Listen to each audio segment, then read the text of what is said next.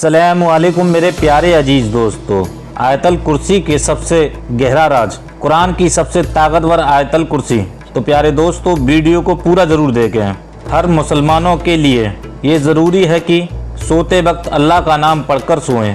और जब हम कुरान पाक की सबसे ताकतवर आयत यानी आयतल कुर्सी पढ़कर सोते हैं तो अल्लाह हमारी हिफाजत के लिए एक फ़रिश्ता भेजता है जो बुरे वक्त, ख्वाबों और तमाम बुराइयों से पूरी रात हमारी हिफाजत करता है और हम पूरी रात अल्लाह की हिफाजत में सुकून की नींद सोते हैं। कुरान पाक का हर एक लफ्ज़ एक मौजज़ा और तमाम इंसानियत के लिए हिदायत का रास्ता है।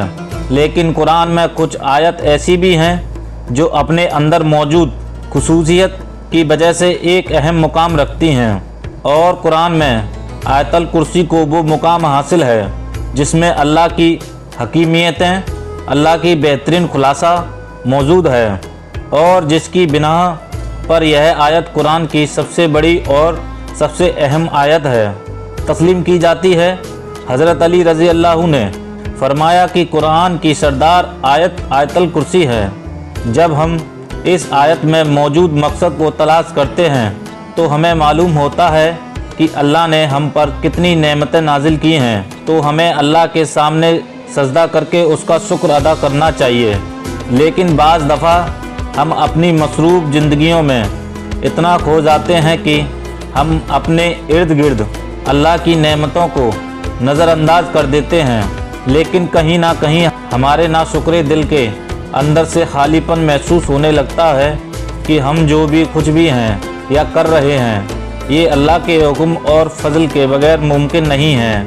तो हम उसका शुक्र क्यों ना अदा करें? अगर कहीं यह तमाम नेमतें अल्लाह हमसे वापस ले ले तो तब हमारा क्या होगा? तो प्यारे दोस्तों, वीडियो को पूरा ज़रूर देखें। यह सवाल जब किसी के जहन में आता है तो वह अल्लाह की उन तमाम नेमतों का शुक्रगुजार बन जाता है।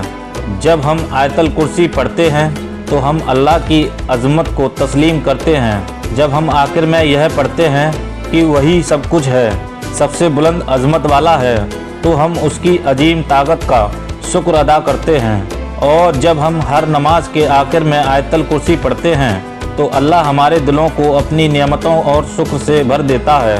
हदीस पाक आयतल कुर्सी को कुरान का सबसे अफजल आयत करार दिया गया है।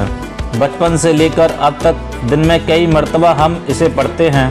घर से निकलते वक्त, घर दाखिल होते हैं वक्त, सफ़र में, किसी भी मुश्किल या मुसीबत में, लेकिन अक्सर औकात इसके मानी से नावाकिफ़ होते हैं।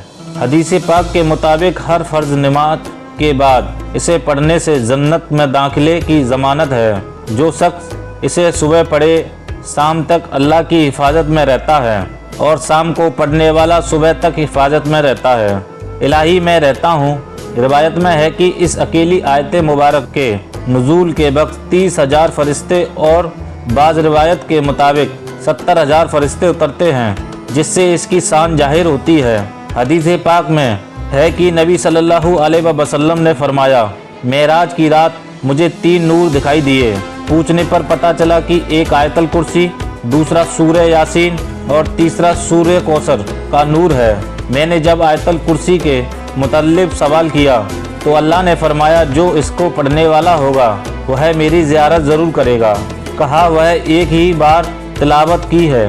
हज़रत अली रज़ी अल्लाह ताला अन्हा से मरवी है कि नबी सल्लल्लाहु ताला अलैहि वसल्लम ने फरमाया, जिसने आयतल कुर्सी अपने घर में तिलावत की तो 30 दिन तक उसके घर में शैतान नहीं आ सकता और 40 दिन तक जादूगर का जादू असर अंदाज नहीं हो सकता। आयतल कुर्सी की पहली आयत का इख्तिताम अल्लाह के 2 खूबसूरत नामों पर होता है, यानी अल हय्यू और अल कय्यूम, यानी वो ज़ात जो खुद अपने बल पर कायम हो और सबको कायम रखने वाली और सबको संभालने वाली हो। अब हैरत अंगेज़ बात यह है कि इस पहली आयत के पहले जुमले का इसके आखिरी जुमले के साथ एक गहरा ताल्लुक़ है। इस आयत के आखिरी जुमले में फिर से अल्लाह के 2 नाम आए हैं जो इस तरह हैं और वही हैं सबसे बुलंद अज़मत वाला।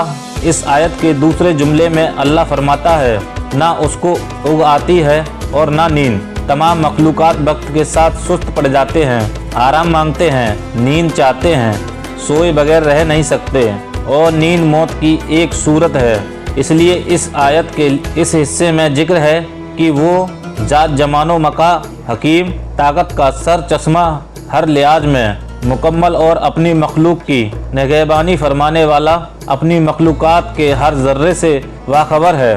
अब इस आयत के 8वें जुमले में देखें कि अल्लाह क्या फरमा रहा है और उसे ज़मीन व आसमान की हिफाजत थकाती नहीं है।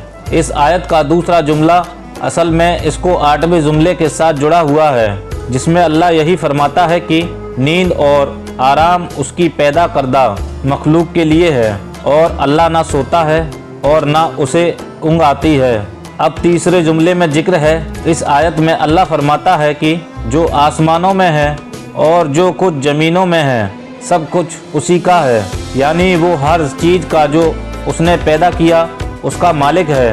अब इस आयत के 7वें जुमले में अल्लाह फरमाता है उसकी कुर्सी में सब आसमानों और ज़मीन समाये हुए हैं। जब अल्लाह अपनी कुर्सी की बात कर रहा है तो मतलब कि वो अपनी बादशाह की बात कर रहा है। फिर चौथे जुमले में अल्लाह का इरशाद है, कौन है जो उसके सामने उसकी इजाज़त के बगैर किसी की सिफारिश कर सकें। फिर छठे जुमले में फरमाते हैं और वह उसके इल्म में किसी भी चीज़ का इहात नहीं कर सकते मगर जितनी वो चाहे। अब चौथा और छठा जुमला एक दूसरे के साथ मुनसलिक है, यानी पहला जुमला और जुमला नंबर 9, दूसरा और 8वां जुमला, तीसरा और 7वां जुमला, चौथा और छठा जुमला एक दूसरे से मुनासिक हैं। तो बाकी कौन सा जुमला रह जाता है, तो वह जुमला नंबर है 5, जिसमें अल्लाह फरमाता है अल्लाह जानता है जो उनसे पहले हो चुका है और जो उनके बाद होने वाला है। यह जुमला इस आयत के बिल्कुल दरमियान में है, जिसमें पहले और उसके बाद जो कुछ भी अल्लाह ने बयान फरमाया उसके बारे में इस 5वें जुमले में फरमाया कि वो सब जानता है और उससे कुछ भी छुपा नहीं है। अब अल्लाह के सिवा ऐसा कौन कह सकता है।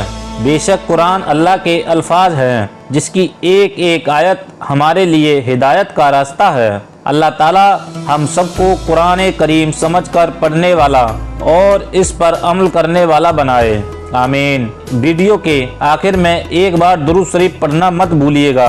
मिलते हैं एक और मालूमात वीडियो में, तब तक के लिए अल्लाह हाफिज। अस्सलामु अलैकुम व रहमतुल्लाहि व बरकातहू।